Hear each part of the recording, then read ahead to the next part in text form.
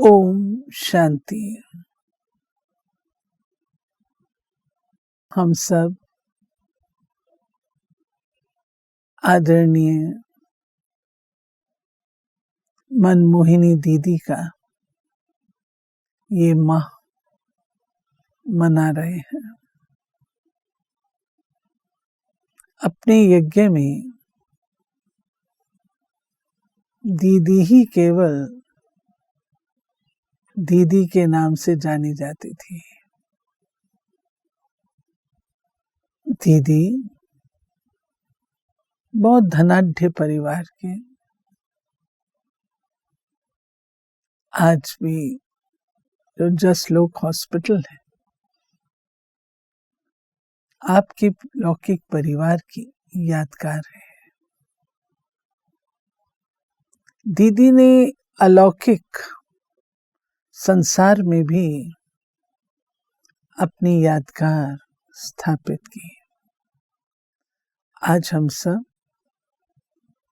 अमृत वेला कितना प्यार से करते हैं। मुझे याद है हम दिल्ली पांडव भवन में रहते थे और बड़े दीदी ने वहां पर अमृत वेला हम लोगों को पक्का कराया और पक्का कराते हुए यही बात दीदी ने फिर सारे भारत मधुबन सब और पक्की कराई कि अमृत वेला सबको अपनी दिनचर्या का एक अहम वेला और फाउंडेशन वेला बनाना है। और आज हम देखते हैं कि चारों ओर अमृत वेले का कितना महत्व सारा दैवी परिवार रखता है। दूसरी चीज जो आदरणीय दीदी ने यादगार रूप से स्थापित की है वो है ट्रैफिक कंट्रोल। ट्रैफिक कंट्रोल जो सारे दिन में चलता है, ये भी हमारी दीदी की ही इनिशिएटिव थी कि सारे दिन में बीच बीच में अपनी प्यारे बाबा को याद करते रहे। क्योंकि दीदी के अंदर एक विशेष गुण था कि दीदी जब हम लोग बैठे होते थे, कोई बहुत कार्य में व्यस्त होते थे, कोई बहुत खुशी के उसमें होते थे, आइसक्रीम खा रहे होते थे, तो अचानक कहती थी शिव बाबा याद है। ये दीदी पूछा करते थे। तो ट्रैफिक कंट्रोल की जो विधि है वो अपने आदरणीय दीदी की ही स्थापित की हुई है। तीसरा, नुमा शाम का योग, जो आज हम सब बहुत प्यार से करते हैं, 7 से 7:30। ये भी हमारी आदरणीय दीदी के द्वारा बनाया गया सिस्टम है। और चौथा, सभी सेवा केंद्रों पर जो रात को परिवार में रहने वाले भाई बहन जो उस सेवा केंद्र पर रहते हैं, कचहरी करना, आपस में लेन देन करना, ये भी आदरणीय दीदी की ही प्रेरणा का परिणाम है। इसके अतिरिक्त आज सब सेवा केंद्रों पर बाबा का कमरा जो पहले नहीं होता था, लेकिन दीदी ने ये पक्का कराया, कोई भी सेवा केंद्र हो वहां बाबा का कमरा अवश्य होना चाहिए। और आज हम देखते हैं कोई सेवा केंद्र ऐसा नहीं है जहां बाबा का कमरा ना हो। न केवल इतना, परंतु परिवार में रहने वाले भाई बहनों को भी दीदी ने प्रेरित किया कि अपने अपने घर में बाबा हेड ऑफ द फैमिली है। हेड ऑफ द फैमिली के नाते से आपको बाबा का कमरा अवश्य बनाना चाहिए। अगर स्थान नहीं है तो एक कोना ही आप बना लो, बाबा का चित्र रखो और परिवार वालों को भी दीदी ने प्रेरणा दी, प्रतिदिन बाबा को भोग स्वीकार कराओ। जिन परिवारों में सब ज्ञान में नहीं चलते हैं, उनके लिए दीदी कहते थे फल का भोग लगाओ, लेकिन भोग अवश्य लगाओ। ये दीदी की स्थापित की हुई चीज है। इसी प्रकार से दीदी ने जो क्लास नंबर 1 स्टूडेंट हमारी दीदी थी, दीदी के अंदर परखने की शक्ति थी और अच्छी अच्छी क्वालिटी की आत्माओं की परवरिश कैसे करनी है, इसका आर्ट दीदी को था। मुझे कुछ एक वीआईपीस याद आ रहे हैं जिनको दीदी की बहुत पालना मिली और वे यज्ञ के स्तंभ के रूप से उभर के आए। एक थी जस्टिस कृष्णा अय्यर, जिन्होंने यज्ञ की खूब सेवा की है। गायत्री मोदी, जो मोदी परिवार से थी। तीसरा अंकल स्टीव नारायण, गयाना के वाइस प्रेसिडेंट थे। तो वीआईपीस की कैसे पालना करनी चाहिए, कैसे उनके साथ व्यवहार में आना चाहिए, ये दीदी को खूब अच्छा आता था और सिखाती भी थी। दीदी ने इसी संदर्भ में मैं बताना चाहूंगी, पांडव भवन दिल्ली में ज्ञानी जैल सिंह जी उस समय होम मिनिस्टर होते थे, दीदी से मिलने के लिए आए। दीदी ने मेरे को कहा कि मेरा परिचय तुमने कैसे देना है। दीदी ने सिखाया। सेवा के भाव से दीदी ने कहा, आप मेरे लौकिक परिवार का परिचय दो और ये गुणों का परिचय दो, तो उनको लगेगा कि यहाँ पर ऑर्डिनरी आत्माएं नहीं, परंतु समाज की अच्छी गणमान्य और जिनकी रिस्पेक्ट है, ऐसी आत्माएं ब्रह्मा कुमारी इसमें आती हैं। नहीं तो लोग उन दिनों समझा करते थे वे लोग जो कि गुड फॉर नथिंग है, जिनके पास कुछ भी ऐसा करने को नहीं है, वही लोग ब्रह्मा कुमारी को ज्वाइन करते हैं। लेकिन दीदी ने कहा ये बात बताओ। इसी रीति से वीआईपी की हैंडलिंग कैसे करनी है, दीदी ने सिखाया। एक बार मैं एक ग्रुप को लेके आई, एक व्यक्ति को जो बिल्डर थे, दीदी ने दीदी से परिचय करा दिया। दीदी ने मुझे सिखाया कि बस सारा घर आज घुमा दो, ये पांडव भवन मधुबन की बात है, सारा घर से दिखा दो इनको और योग शिविर बैठ के इसको करने दो, आप अब इसको छोड़ दो।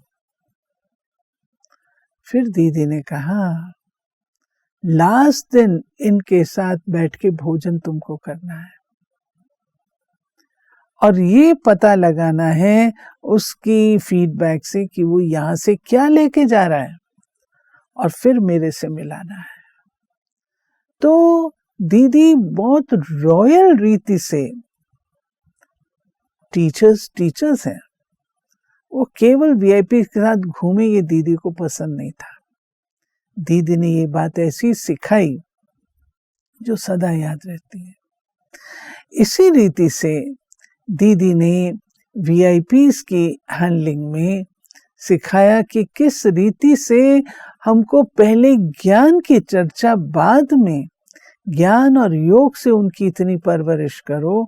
बाद में दीदी कहते थे कि परवरिश स्थूल रूप से करना वो तो कोई भी कर सकता है, लेकिन आप लोगों को इस प्रकार से परवरिश करनी है। पंक्चुअलिटी वीआईपीस के साथ जो पंक्चुअलिटी की मेंटेनेंस, टोटल वीआईपी की हैंडलिंग दीदी ने बहुत सुंदर सिखाई। सच्चाई की बात यह है कि दीदी लवफुल और लॉफुल थी। मैं पहले दीदी से बहुत डरती थी,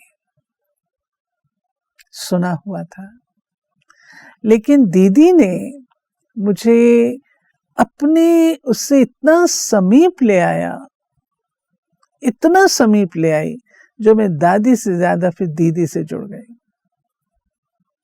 दीदी मुझे 2-3 वर्ष के बाद ही कहती हैं, तुम मधुबन अकेली आया करो, पार्टी नहीं लाया करो,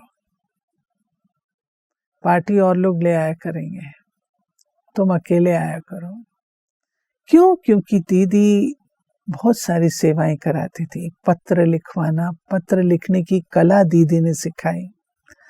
और मैं आज गर्व से कहती हूँ, जो पत्र उन दिनों मैंने लिखना सीखा, तो दीदी को जब मैं पत्र लिखती थी समाचार के, दीदी उस पत्र से इतनी सेवा करते थे, कभी लंदन भेजते, कभी बॉम्बे भेजते, और उनको कहते आगे पास ऑन करो, ताकि सब तरफ ये समाचार जाए।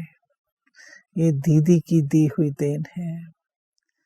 और साथ ही साथ मधुबन के मैनेजमेंट में जुड़ना, सेवाएं बेहद की करना, केवल पार्टी की नहीं, दीदी ने सिखाया। दीदी ने एक शिक्षा ऐसी दी जो मैं सुनाना चाहूंगी, वो हम सबके काम की है। एक बार मैं कोई भाई बहनों के कार्यार्थ दीदी के ही कमरे के बाहर खड़ी थी। बाहर निकली, दीदी मुझे देखा, कहा आशा तुम यहाँ कैसे हो? मैंने कहा दीदी आगे पीछे बहुत रश होता है, क्राउड होता है लिटरेचर पर, दूसरे स्थानों पर, तो ये टाइम मैंने सोचा कि अभी फ्री है, अभी सब लोग रश नहीं होगा, तो मैं अपना काम कर लेती। दीदी ने कहा तुमको पता है ऊपर टीचर्स का क्लास चल रहा है? मैंने कहा हाँ दीदी पता तो है। तो दीदी ने कहा पहले क्लास करो, फिर और काम करो। ये थी दीदी की सिखाने की कला। मैं दीदी के पास जाती नहीं थी, दीदी बीमार थे तो मैं नहीं जाती। शुरू की बात, दीदी ने गुलजार दादी को कहा आशा नहीं आती है, सब लोग आते हैं, आशा नहीं आती है।